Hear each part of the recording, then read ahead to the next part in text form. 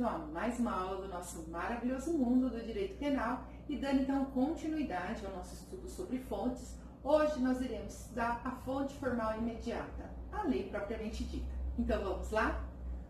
Para a doutrina clássica só existe uma única fonte imediata no direito penal, que é a lei. Então na aula passada nós vimos que o conceito de fonte provém do latim. Então fontes, que implica o quê? Que implica nascente de fonte. Então a gente entende que fonte é tudo o que dá origem, é o início de tudo. Então a lei, para a corrente clássica, é a única fonte imediata. Por quê? Porque só ela pode criar crimes e cominar penas. Só que eu não tenho só essa corrente. Eu tenho a corrente clássica e a corrente moderna. Então, para a corrente moderna, ou para a corrente mais atual, são consideradas fontes formais imediatas. A lei também, lá no artigo 1º do Código Penal, combinado com o artigo 5º, inciso 39 da Constituição Federal, a própria Constituição Federal, porque ela estabelece patamares a serem seguidos, os tratados internacionais de direitos humanos, jurisprudência, quando tratar de súmulas vinculantes, princípios e atos normativos. Um detalhe aqui, pessoal, apesar da Constituição Federal ser superior à lei, ela não cria crimes e nem comina pena. Por isso que para a corrente clássica, ela não é considerada uma fonte formal imediata. Para a corrente clássica, só a lei é uma fonte formal imediata. Então, nessa aula, nós vamos estudar propriamente a lei em si, tá? Porque nas duas correntes eu não tenho divergência que a lei é uma fonte formal imediata. Na nossa próxima aula, aí nós vamos estudar, então, essas outras fontes formais imediatas que são consideradas pela corrente moderna. Vamos lá. Lei é a única que cria crimes e comina penas. Certo, Dani? Isso você já disse para mim. Eu tenho que saber o quê? Que a lei se divide em duas partes, tá? Quando essa lei cria crimes e comina penas, quando essa norma faz isso. Por quê? Porque é o seguinte, ó, eu tenho o preceito primário e o preceito secundário. Então, eu preciso analisar isso dentro dentro da lei. Então, ó, o que é o preceito primário? O preceito primário, ele descreve o crime. E o preceito secundário, ele comina a pena. Vamos aos exemplos que vai ficar mais fácil. Ó, exemplo, crime de homicídio, tá lá no artigo 121 caput, que fala o seguinte: matar alguém, pena, reclusão de 6 a 20 anos. Então, o preceito primário, qual que é? Matar alguém. Por quê? Porque é aqui que ele descreve o crime. Já o preceito secundário é o quê? Pena, reclusão de 6 a 20 anos, porque é aqui que ele faz o quê? Que ele comina a pena. E então, pessoal, dentro dessa norma, eu tenho que saber isso, o que é preceito primário, o que é preceito secundário. Por que eu preciso saber? Porque na hora que eu for olhar a classificação, isso vai ser muito importante. Então, não esqueça, o preceito primário, ele descreve o crime e o preceito secundário, ele comina a pena. Então, vamos lá, a classificação da lei. Então, uma lei penal, ela pode ser uma norma penal incriminadora, uma norma penal não incriminadora, e aí ela se subdivide em duas, que são as finais e as permissivas. Uma norma penal em branco, que pode ser homogênea ou heterogênea, e uma norma penal em branco às avessas, revés, invertida ou imprópria.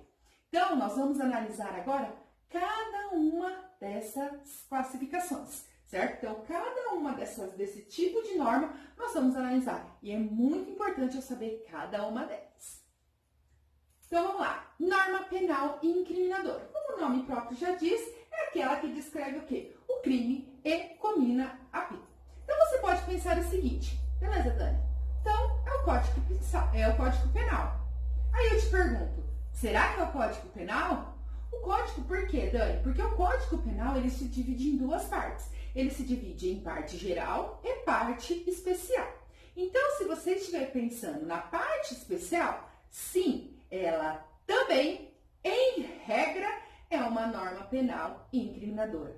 E, Dani, lá vem você com esse em regra.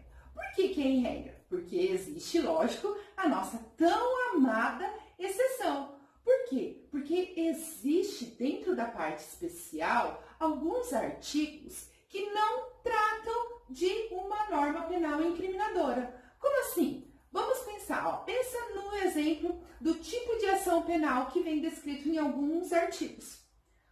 Quer um exemplo mais fácil para ficar bem visível? O artigo dos crimes contra a honra. Nos crimes contra a honra, 138, 139 e 140, se eu não me engano, são esses, tá, pessoal? Então, no título dos crimes contra a honra, o que acontece? Ele vem determinado lá no 141, por ali, dizendo a ação penal, que é uma ação penal pública. Então, essa lá na parte especial, ó, combinou, escreveu um crime e combinou uma pena? Não. Então, dentro da parte especial, eu também tenho o quê? Normas penais não incriminadoras, que são a nossa próxima da classificação. Então, uma norma penal não incriminadora, então, são as normas penais que têm outras finalidades. Então, elas tratam de explicar, complementar, delimitar a extensão das condutas típicas ou ainda tornar lícitas algumas condutas que são ilícitas. Como assim, Dani? Não estou entendendo nada. Como é que o Código Penal torna uma conduta lícita que antes era ilícita? Vixe, minha cabeça bugou aqui, não consegui entender. Então, eu vou explicar isso daí para vocês dentro das espécies que você vai entender melhor. Então, vamos lá. Uma das espécies da norma penal não incriminadora é ela ser finais, complementares ou explicativa. Então, quais são as normas penais não incriminadoras, finais, complementares ou explicativas? São aquelas que esclarecem o conteúdo de outras normas. Então, ela delimita a extensão da sua aplicação. Que é isso, Dani? Delimita a aplicação de sua extensão. Vixe, não entendi nada. Então, vamos lá no exemplo que vai ficar fácil. Pensa comigo. O que é um crime doloso ou culposo?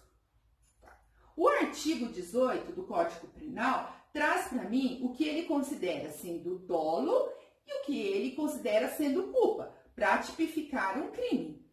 Então, eu sei que quando a gente age por negligência, imprudência ou imperícia, ele está agindo com culpa. Agora, se o agente quis aquele resultado ou assumiu o risco de produzir aquele resultado, ele está agindo com dolo. Então, perceba, ela está explicando o que é um crime doloso ou um crime culposo.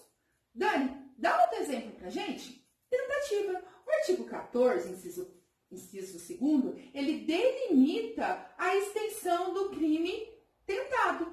Quando ele fala que primeiro ele traz o que é tentativa, o que é um crime tentado, o que é? Crimes tentativa é quando o quê? Quando por circunstâncias alheias à vontade do agente, o crime não se consuma. E lá no parágrafo único, ele faz o quê? Como é que vai ser aplicada essa pena?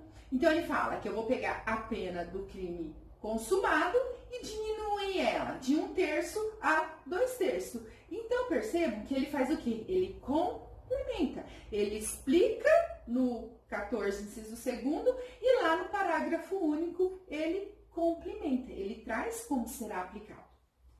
Certo? Isso eu tenho aonde? Isso eu tenho na parte geral. Sempre na parte geral, Dani? Não, eu também, nós já vimos que existem normas penais não incriminadoras também na parte especial. Contudo, na parte geral, eu só tenho normas penais não incriminadoras, tá, gente? Eu não tenho, na parte geral, normas penais incriminadoras. Lá na parte geral, eu não tenho isso, tá? Norma penal não incriminadora permissiva. Então, o que seria isso? Permissiva. Vamos pelo nome, é permitir algo. Então, as permitivas, o que elas fazem? Elas fazem com que uma conduta que anteriormente era considerada ilícita, agora passa a ser considerado lícita. Então, elas se encontram tanto na parte geral quanto na parte especial. Dani, cheio de abreviação, cheio de sigla. O que é essas siglas doidas que você colocou aí? Então, vamos lá, vamos entender essas siglas. Então, o PG é porque está na parte geral do Código Penal, tá? Então, vamos lá. O que é LD? Então, o que é uma norma penal não incriminadora permissiva que está na parte geral e eu chamo ela de LD? Alguém tenta descobrir? Alguém sabe? Se você pensou, então, em legítima defesa, você acertou. A legítima defesa nada mais é do que uma norma penal não incriminadora permissiva. Por quê? Porque ela torna a conduta do agente que matou, por exemplo, em legítima defesa, matar é crime. Então, é uma conduta ilícita. Só que se o agente agir em legítima defesa, ela tornou a conduta lícita. Ela deu permissão para o agente se defender. Quais são as outras normas, então, permissíveis? O estado de necessidade, o estrito cumprimento do dever legal e o exercício regular do direito. Dani, mas você falou que não as normas penais, né, não incriminadoras permissivas, elas também existem na parte especial. Isso mesmo, na parte especial elas são também chamadas de jurisdição específica. Então, se eu estou falando da parte geral, especial, ela trata especificamente daquele crime. Então, o que é aqui, ó? Por exemplo, aborto necessário. Está lá no artigo 128 do Código Penal. Constrangimento ilegal. Então, eu tenho dentro do constrangimento ilegal uma norma permissiva não incriminadora que está prevista lá no artigo 146, parágrafo 3º, inciso 1º. Furto de coisa comum. Lá no artigo 156, parágrafo 2º, eu tenho uma norma penal não incriminadora permissiva. Vocês pegam o Código Penal e dêem uma olhada nesses institutos que vocês vão ver como é uma norma penal não incriminadora permissiva, ou seja, ela pega uma conduta que deveria ser típica e ilícita e torna ela o quê? Lícita. Por quê? Porque ela permite que o agente pratique aquela conduta. Norma penal em branco. Então, são aquelas em que a conduta incriminadora descrita no preceito primário. Ó, preceito primário. Então, vamos recordar. Eu acabei de falar para vocês. Preceito primário é o quê? Aquilo que descreve o crime. Então, aonde descreve o crime está o quê? Incompleta. Incompleta? Como assim? Então, vamos lá no exemplo que eu vou explicar para vocês e você vai entender o que é isso. Então, vamos lá. Espécies. Eu tenho duas espécies de normas penais em branco. A primeira espécie é a homogênea.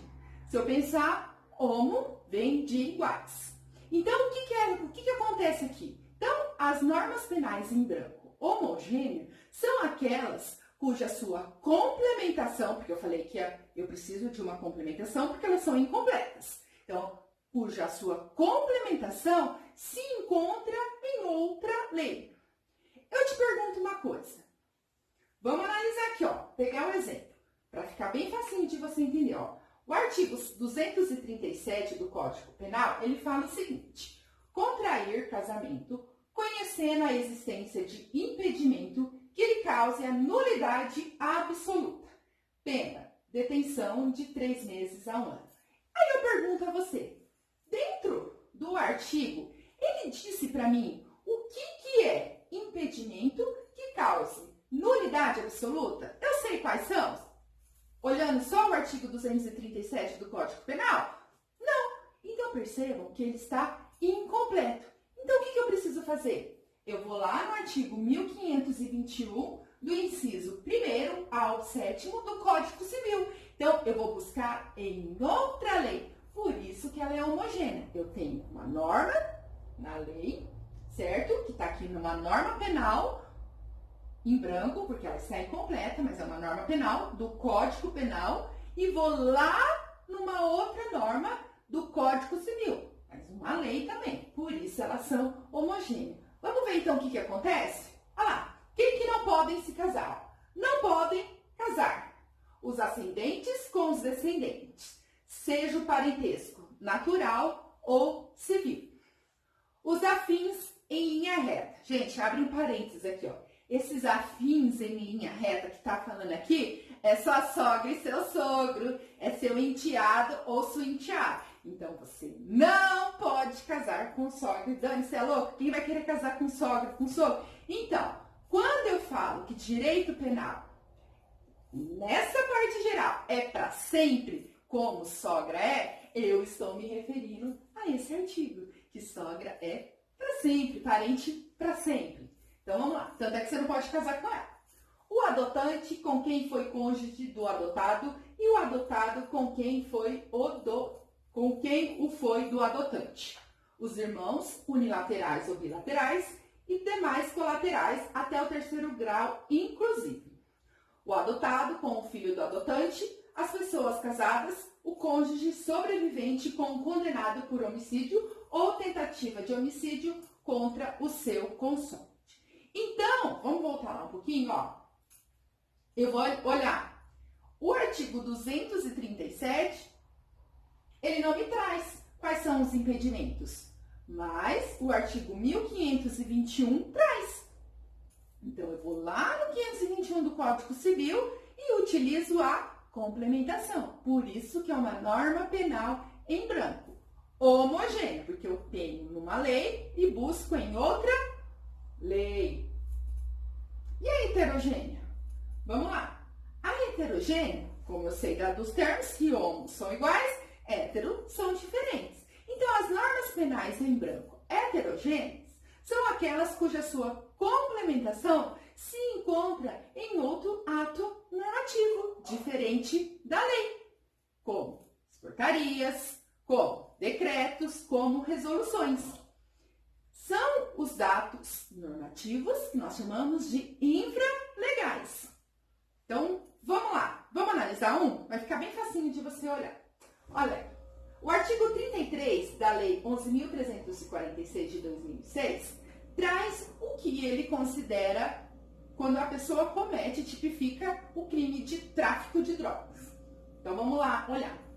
O artigo 33 fala o seguinte: importar, exportar, remeter, preparar, produzir, fabricar, adquirir, vender, expor à venda, oferecer, ter em depósito, transportar, trazer consigo, guardar, prescrever, ministrar, entregar a consumo ou fornecer drogas. Dani, respira. É isso mesmo, são 18 verbos. O legislador aqui quis fechar o cerco dos traficantes, tá? Então, ou fornecer drogas, ainda que gratuitamente, sem autorização ou em desacordo com determinação legal ou regulamentar. Pena: reclusão de 5 a 15 anos e o pagamento de 500 a 1.500 dias multas. Pergunta a você: o que é droga? Analise o artigo 33. Vê se ele fala para mim alguma coisa me referindo, me colocando, me complementando, me mostrando o que é droga. Ele não fala. O que vai acontecer aqui? Eu vou precisar ir nessa portaria, a portaria 344 de 98 da Anvisa, e ela vai me falar o que é droga. Quais são as substâncias que são consideradas drogas para efeito da Lei 11.343 de 2006. Por que ela é heterogênea? Porque eu tenho uma lei, a Lei 11.343, e estou buscando a complementação aonde? Num ato normativo, num ato infralegal. Perceberam isso? Então vamos para outra. Norma penal em branco às avessas. Eita, pega, aí você judiou, hein, Dani? Que é isso, ó? São aquelas em que a conduta incriminadora descrita em seu preceito primário está completa. Então, voltemos lá, que nós falamos de novo. Preceito primário. Preceito primário, vamos lá lembrar? Eu descrevo o crime, tá? Sem a necessidade de qualquer complementação. Então, meu preceito primário, ó, tá legalzinho, filezinho, bonitinho. Contudo, o preceito secundário ficará a cargo de outra lei. Note aqui que eu falei de outra lei. Por que será? Por que uma norma penal em branco às avessas, certo? Ela tem que estar a sua complementação tem que estar em outra lei e a norma penal em branco pode estar em um ato normativo. Simples. O artigo 1º do Código Penal diz que não há crime sem lei anterior que o defina e não há pena sem prévia cominação legal, tá? Isso está escrito no artigo 1º do Código Penal e também no artigo 5º, inciso 39 da nossa Constituição Federal. Resumindo, eu não posso ter uma pena se ela não estiver em lei. Eu não posso cominar penas a não ser que estejam em lei. Por conta disso, o preceito secundário não é onde eu comino a pena. A complementação dele é a própria pena. Então eu tenho que buscar ela onde? Numa outra própria lei. Por quê? Por conta do princípio da legalidade que nós iremos estudar mais à frente. Esse princípio, como eu falei para vocês, tem previsão lá no artigo 1º do Código Penal e lá no artigo 5º, inciso 39 da Constituição Federal. Vamos para o exemplo, para a gente entender ela. O artigo 1º da Lei 2.889 de 56. Essa é a lei que trata do genocídio. Olha só o que ela fala. Quem, com a intenção de destruir no todo ou em parte, grupo nacional, étnico, racial ou religioso como tal. Inciso A. Matar membros do grupo. Inciso B. Causar lesões graves à integridade física ou mental de membros do grupo. Inciso C. Submeter intencionalmente o grupo a condições de existência capazes de ocasionar-lhe a destruição física, total ou parcial. Inciso D. Adotar medidas destinadas a impedir os nascimentos no seio do grupo. Inciso E. Efetuar a transferência forçada de crianças do grupo para outro grupo, será punido com, olha só que interessante, com as penas do artigo 121, parágrafo 2º do Código Penal, no caso da letra A, com as penas do artigo 129, inciso 2º, no caso da letra B, com as penas do artigo 270, no caso da letra C, com as penas do artigo 121, no caso da letra D, com as penas do artigo 148, no caso da letra E. Então, pessoal, a gente percebe aqui o quê? Que ele nos remete a outra lei, ó. Então, se alguém matar membros de um grupo por conta de ser um crime de genocídio, se encaixar aqui, ele vai ter uma pena igual de quem? Com a pena do homicídio qualificado, porque o artigo 121, parágrafo 2º, trata do homicídio qualificado. Então, a pena dele vai ser o quê? Tá escrito aqui? Não, mas vai ser o quê? Reclusão de 12 a 30 anos. Essa é a pena para aqueles que cometem, então, um homicídio qualificado. Tá escrito isso aqui? Não, mas ele me remete. E perceba que ele me remete a outra lei. Então, toda vez que eu estiver falando de norma penal em branco às avessas, ela sempre será homogênea.